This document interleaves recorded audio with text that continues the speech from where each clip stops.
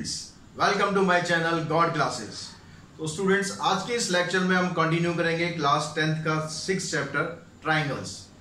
अगर आपने मेरा पिछला वीडियो देखा हो तो उस वीडियो में मैंने आपको बताया था कि जो ट्राइंगल्स के अंदर सिमिलर फिगर्स किस तरह से आप जज कर सकते हैं कि सिमिलर फिगर्स क्या होती हैं, क्या क्या क्राइटेरिया उसके होते हैं। बाकी डिटेल में हम सिमिलर ट्राइंगल्स के बारे में आगे डिस्कस करेंगे। तो उस वीडियो से आपको ये पता लग पाया होगा कि जो सिमिलर फिगर्स होती हैं उसमें कौन सी कंडीशन मैंडेटरी होती है जिसके थ्रू आप पता लगा सकते हैं कि फिगर्स सिमिलर हैं या नहीं है। तो आज के इस लेक्चर में हम कंटिन्यू करेंगे। तो आज हम पढ़ेंगे, एक तो बीपीटी पढ़ेंगे। BPT means basic proportionality theorem, या फिर आप इसको थेल्स थ्योरम भी बोल सकते हैं, क्योंकि थेल्स नाम के जो मैथमेटिशियन थे उन्होंने ये थ्योरम दी थी। तो ये थ्योरम आपके लिए बहुत इंपॉर्टेंट थ्योरम है, क्योंकि जो बोर्ड एग्जाम है उसमें लगभग 4 नंबर की ये थ्योरम आ सकती है और ऑलमोस्ट हर साल लगभग आती ही है। प्लस इसके ऊपर बेस्ड क्वेश्चंस हैं जो आपको समझने हैं। वो समझने के लिए क्या समझना जरूरी है कि जो थ्योरम है उसका रिजल्ट क्या है और कैसे हम उसको प्रूव कर सकते हैं। दोनों चीज़ें आपके लिए बहुत इंपॉर्टेंट है। तो आज हम बीपीटी करेंगे। बीपीटी मतलब बेसिक प्रोपोर्शनैलिटी थ्योरम, इसकी शॉर्ट फॉर्म होती है बीपीटी, और इसका कन्वर्स करेंगे। इन दोनों से आप समझ पाएंगे कि आप ट्रायंगल्स में इनको कैसे यूज़ कर पाएंगे। साथ ही एक एग्जाम्पल करेंगे जहाँ से आपको इनकी क्लैरिटी हो जाएगी कैसे आपको इनको यूज़ करना है। तो हम स्टार्ट करते हैं बेसिक प्रोपोर्शनैलिटी थ्योरम। तो बच्चों, जो क्वेश्चन जो एग्जाम में आता है, एग्जाम में क्वेश्चन इस तरह से आ सकता है, state and prove basic proportionality theorem. यानी आपको जो उसकी स्टेटमेंट है वो भी ध्यान से समझनी है और लर्न भी कर लेनी है। अगर स्टेट एंड प्रूव आता है तो दैट मीन्स आपको स्टेटमेंट कंप्लीटली लिखनी है। तो स्टेटमेंट क्या है बीपीटी की?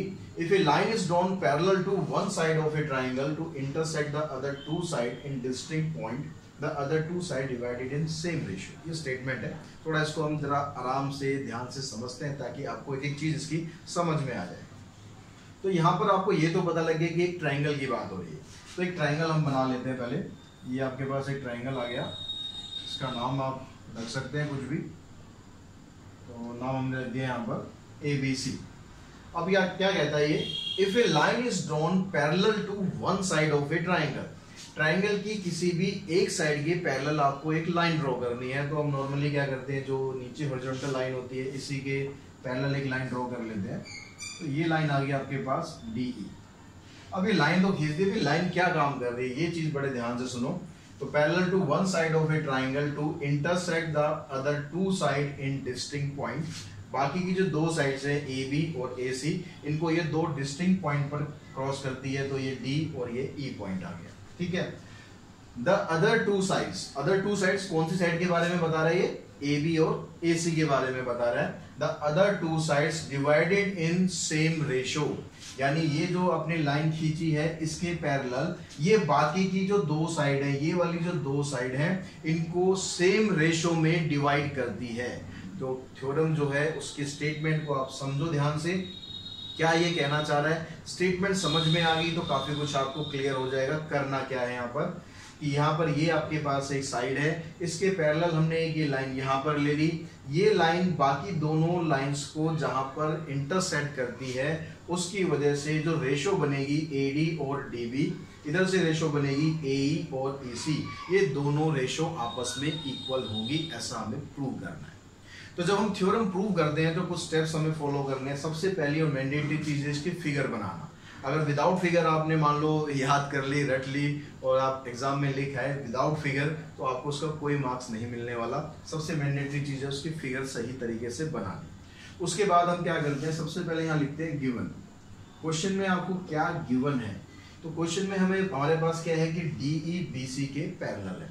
तो in triangle ABC it is given that DE parallels to BC, ठीक है। अब उसके बाद यहाँ पर आप दिखाओ कि आपको इसमें सॉल्व करना क्या है, आपको प्रूव क्या करना है। तो प्रूव करने का जैसे ये बोल रहा कि इनके सेम रेशो में आपको प्रूव करना है। तो सेम रेशो मींस AD और DB की रेशो इक्वल होगी AE और AC की रेशो। अब इसको प्रूव करने के लिए कई बार थ्योरम में क्या होता है, कुछ हमें कंस्ट्रक्शंस करनी होती है। तो कंस्ट्रक्शन यहाँ पर आपको क्या करनी है और क्यों करनी है, साथ साथ वो भी मैं आपको समझाऊंगा। तो कंस्ट्रक्शन आपको करनी है यहाँ पर, एक तो DC को ज्वाइन करना है और एक BE को ज्वाइन करना है। तो ज्वाइन करना है किस किस को हमें? ज्वाइन BE को करना है और DC को ज्वाइन करना है। इसके अलावा यहाँ पर जो D पॉइंट है, इधर से एक परपेंडिकुलर आप डालेंगे, इधर DM ले लेते हैं इसे, और एक परपेंडिकुलर E से डालेंगे, इसको ले लेते हैं DM। Draw DM perpendicular on AC and EN perpendicular on AD। अब ये सारी चीज समझो कि आपने इसको क्यों ड्रॉ किया है, क्या इसकी हमें रिक्वायरमेंट पड़ी। तो जो आप रेशो यहाँ पर निकालोगे AD अपॉन DB, तो यहाँ पर जो AD साइड हम जब ये लेंगे, इसका ऊपर जो ये ट्राइंगल बन रहा है, हमें ट्राइंगल यहाँ पर पिक करने हैं जिनके बेस में आपको ये सारी चीजें मिल जाएंगी। अगर बेस में सब चीजें मिल जाएंगी तो आपको एरिया निकालने के लिए एक परपेंडिकुलर की जरूरत पड़ेगी। जैसे अगर हम यहाँ पर एरिया निकालें ट्राइंगल ADE का, तो ये हमारा प्रूफ का प्रोसेस भी स्टार्ट हो जाएगा। Area of triangle ADE। अब ट्राइंगल का एरिया क्या होता है, फॉर्मूला क्या होता है, half into base into height. ये तो आपको अच्छी तरह याद हो गई। तो यहाँ पर जब हम AD की तरफ से देखेंगे, मतलब आप इस साइड से देख रहे हो, AD की साइड से देख रहे हो, तो यहाँ से बेस हमारा बन गया AD। बेस हमें AD ही क्यों लेना है, क्योंकि AD की रिक्वायरमेंट हमें यहाँ पर है। जैसे आप कोई भी ट्राइंगल बनाते हो, ट्राइंगल बनाओगे तो बेस ये भी है, बेस ये भी है, बेस ये भी, आप कहीं से भी ले सकते हो। हमें रिक्वायरमेंट क्या है, यहाँ पर AD की रिक्वायरमेंट है। तो ये अगर मेरा बेस है तो इसी बेस के ऊपर जो परपेंडिकुलर होता है वही हाइट हम काउंट करते हैं। ऐसा तो नहीं होता कि हमने बेस ये ले लिया और परपेंडिकुलर यहाँ से ड्रॉ कर दिया, ऐसा तो नहीं करते ना। तो बेस अगर आपका ये है तो यहाँ से परपेंडिकुलर जाना चाहिए, वो हमारा हाइट का काम करता है। तो ये परपेंडिकुलर हमने यहाँ पर लिया हुआ है N, ठीक है, ये पॉइंट है आपका E।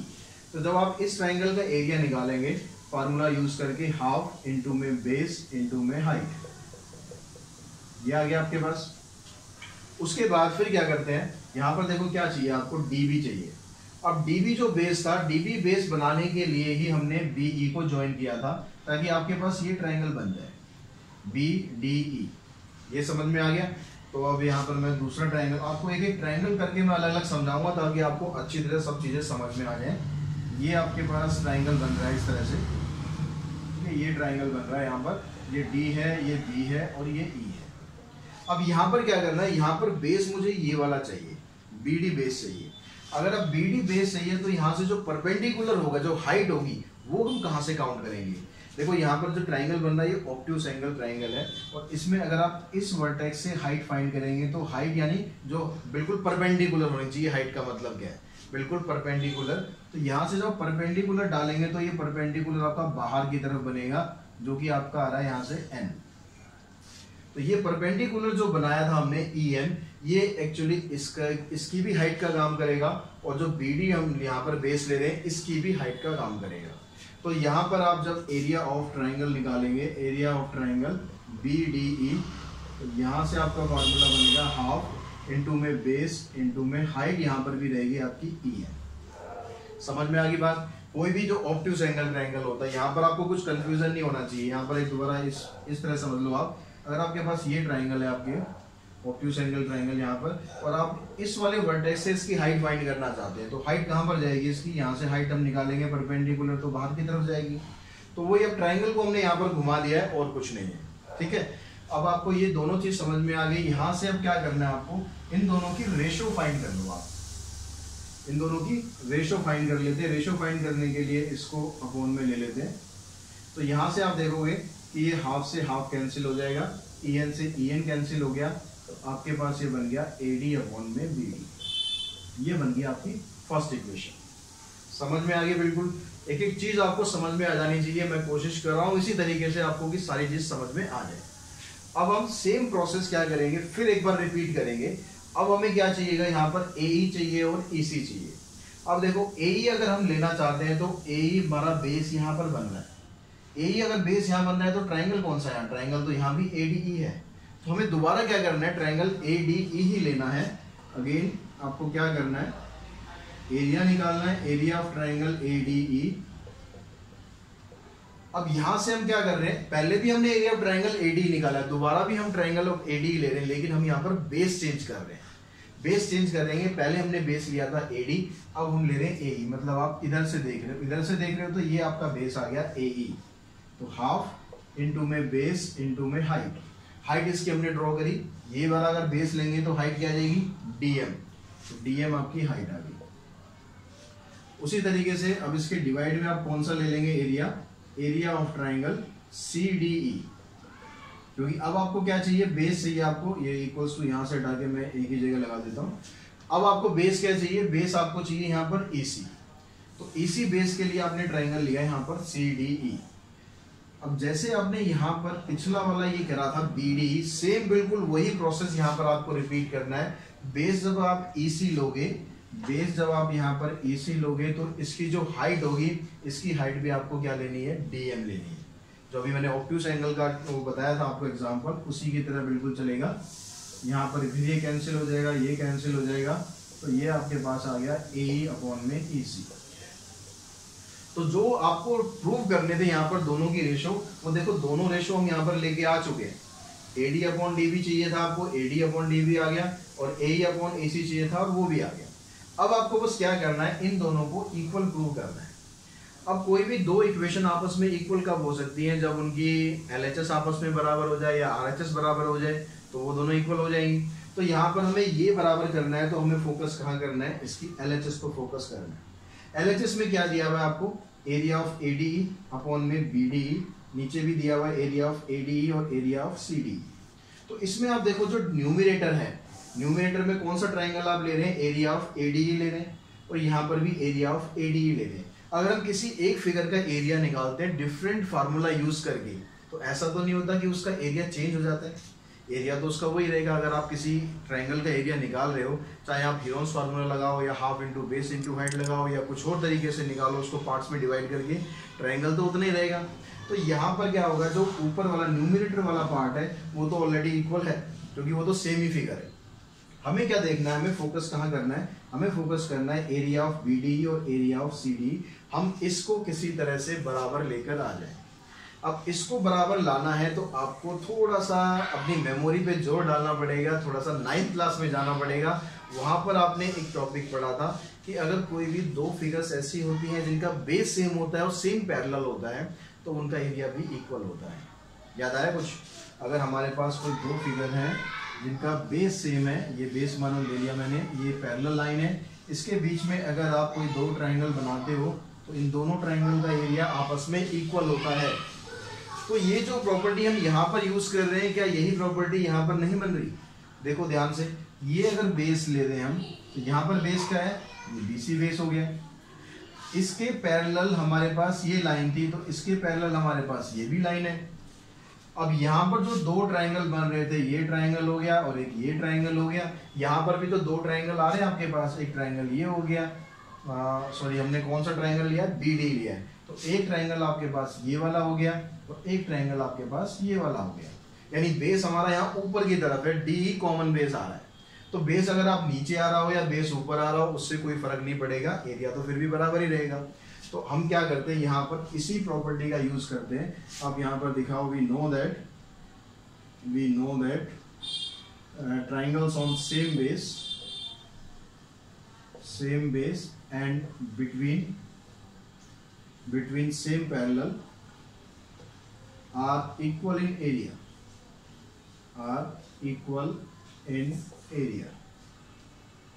Therefore, area of BDE, area of triangle BDE is equals to area of triangle CDE. तो इस प्रॉपर्टी के थ्रू हम इस कंक्लूजन पर भी पहुंच गए। यानी यहाँ पर अब क्या हुआ, जो इसका डिनोमिनेटर था वो भी इक्वल हो गया। न्यूमरेटर तो ऑलरेडी इक्वल था हमारे पास, डिनोमिनेटर हमने इक्वल कर दिया। दैट मीन्स क्या हुआ कि जो लेफ्ट हैंड साइड है वो इक्वल हो गई। अब लेफ्ट हैंड साइड अगर इक्वल हो गई तो उसकी जो राइट हैंड साइड है वो भी अपने आप आपस में इक्वल हो जाएगी। तो यहाँ पर इसको हम रख देते हैं थर्ड।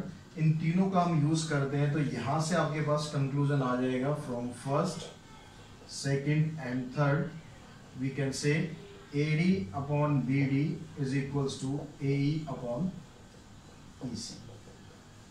तो इस तरह से आप ये BPT को प्रूव कर सकते हैं और अपनी पॉकेट में बड़े आसानी से 4 नंबर डाल सकते हैं। तो यहाँ तक आई थिंक आपको समझ में आ गया होगा कि BPT आपको किस तरह से प्रूव करनी है। एक बार हम फटाफट इसको दोबारा से रिकॉल कर लेते हैं कि BPT का एक्चुअली मतलब क्या था। ये तो हमने सारा प्रूव कर दिया।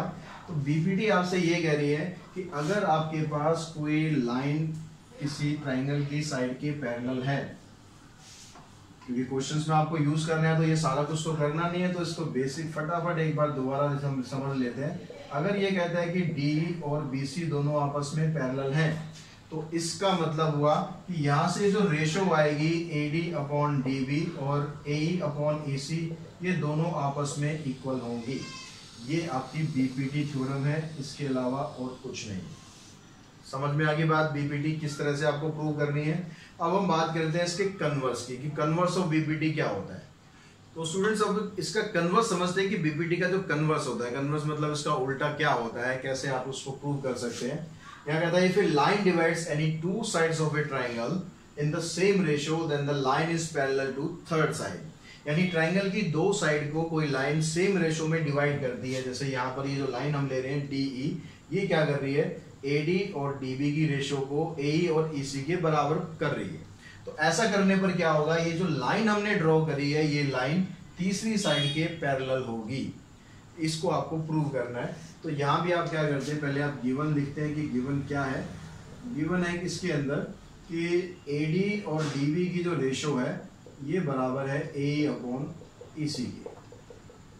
अब यहाँ पर आपको प्रूव क्या करना है, क्या ये कह रहा है अपनी थ्योरम के थ्रू, क्या दिखाना चाह रहा है, ये कह रहा है कि अगर इन दोनों की रेशियो आपस में इक्वल है तो जो DE लाइन है ये तीसरी साइड यहाँ पर कौन सी बनी, तीसरी साइड बन गई BC, ये दोनों आपस में पैरेलल है।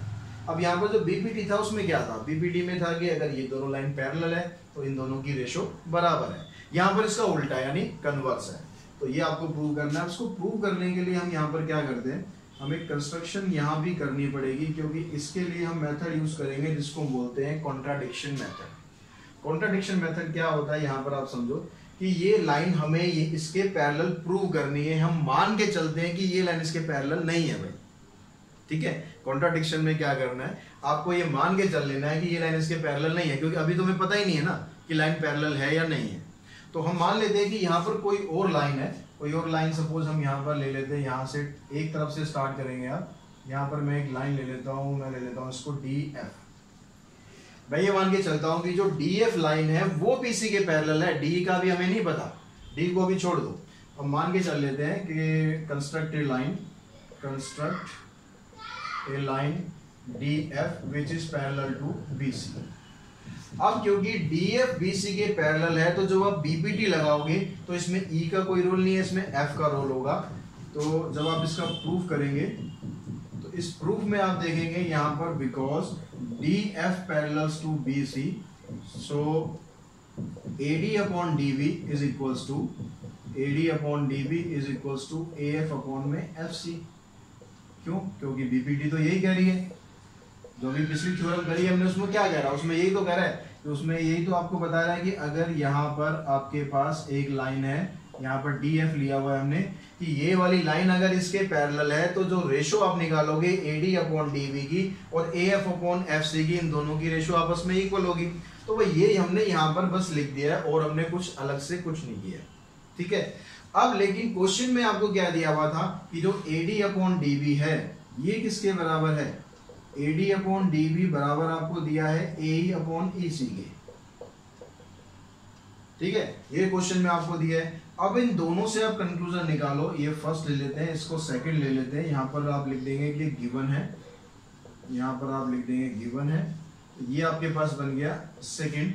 तो इन दोनों को अगर आप यूज करोगे फर्स्ट और सेकंड को, तो यहाँ से आपके पास कंक्लूजन क्या निकल के आया, यहाँ से आया कि जो AF अपॉन FC है वो बराबर होगी AE अपॉन AC की। क्यों कंक्लूजन निकाल दिया हमने, क्योंकि वे दोनों की लेफ्ट हैंड साइड बराबर है। अगर दोनों की लेफ्ट हैंड साइड बराबर है तो दोनों की राइट हैंड साइड भी आपस में इक्वल होनी चाहिए। तो दोनों की राइट हैंड साइड लेंगे तो यहाँ से AF अपॉन FC और यहाँ से आ गया AE अपॉन EC। यहाँ तक आई थिंक बात समझ में आ गई होगी।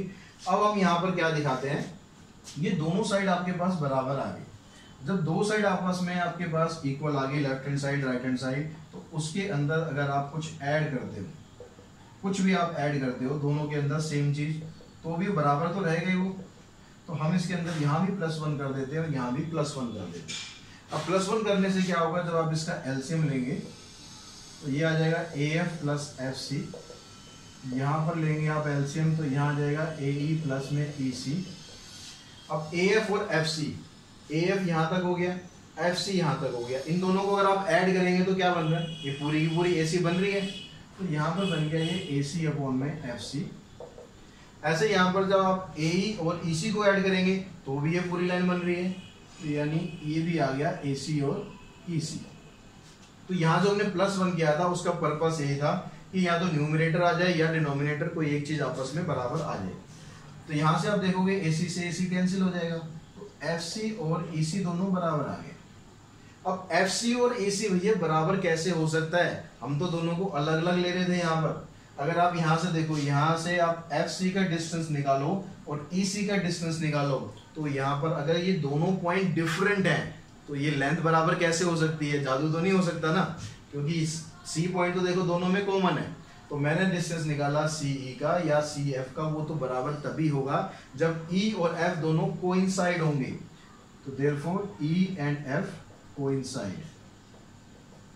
कोइंसाइड मतलब दोनों के दोनों डिफरेंट पॉइंट नहीं है, दोनों के दोनों सेम ही जगह पर है। वो तो मेथड यूज कर रहे थे इसलिए हमने उसको अलग पॉइंट लिया, लेकिन यहाँ पर हमने दिखा दिया अपनी ही बात को, यहाँ पर हमने गलत प्रूव कर दिया।